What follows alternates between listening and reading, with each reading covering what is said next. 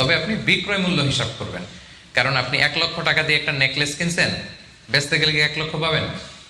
কথা বোঝেন নাই? পাবেন? এটার সাথে খাদ আছে, এটার মেকিং চার্জ আছে, জুয়েলারি দোকানেরও একটা মেকিং চার্জ রাখে। তো আপনি যখন আপনার নেকলেসটা বিক্রি করতে যাবেন, ওরা 20% কাট করে দেবে। 1 লক্ষ টাকার নেকলেস আপনি দোকানে বেচতে গেলে কত টাকা পাবেন? 80,000 হিসাব করবেন, বিক্রয় মূল্য ধর্তব্য। তো তাহলে সম্মানিত ভাই এবং বোনেরা, জাকাতে বলে asset 1 number golden silver, 2 number হচ্ছে ক্যাশ। ধরেন আজকে আমি আমার জাকাত হিসাব করতে বসছি, তো আমি দেখতেছি যে আমার স্বর্ণ টর্ণ কি আছে না আছে, আমি হিসাব করতেছি। স্বর্ণের পালা গেল, এবার আমি হিসাব করবো আমার ক্যাশ কোথায় আছে, পকেটে কত, ওয়ালেটে কত, ড্রয়ারে কত, ব্যাংকে কত, কারেন্ট অ্যাকাউন্টে কত, ফিক্সড অ্যাকাউন্টে কত, সেভিংস অ্যাকাউন্টে কত, যত জায়গায় আপনার যত ক্যাশ ফর্মে টাকা আছে এটা আপনি হিসেব করবেন। এগুলো জাকাতেবল অ্যাসেট।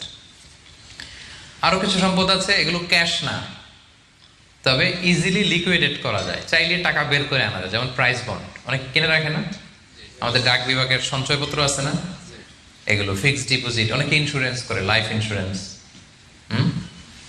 এগুলো চাইলে আপনি টাকা বানাতে পারেন।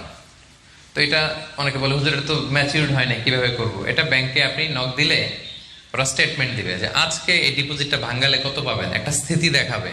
এটা আজকের স্টেটমেন্ট, ওই স্টেটমেন্ট আপনি বের করে নিয়ে আসবেন যে আজকে 20 রমজানে যদি আমি এটা ভাঙ্গাই তা আমি পাবো এত, তাহলে এটার মালিক আপনি, এটা আপনি যোগ দিবেন। তাহলে বুঝতে পারছেন এটা?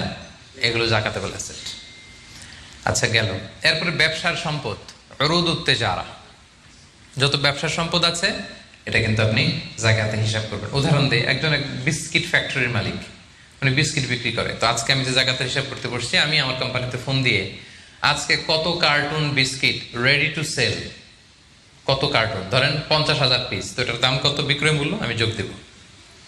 তারপরে বিস্কিট বানাতে যে র মেটেরিয়াল, হ্যাঁ, গম লাগে, সুগার লাগে, ইত্যাদি ইত্যাদি যা লাগে, এগুলোর যে প্রাইস, এটা আমি, জি, এটাও আমি যোগ দেব।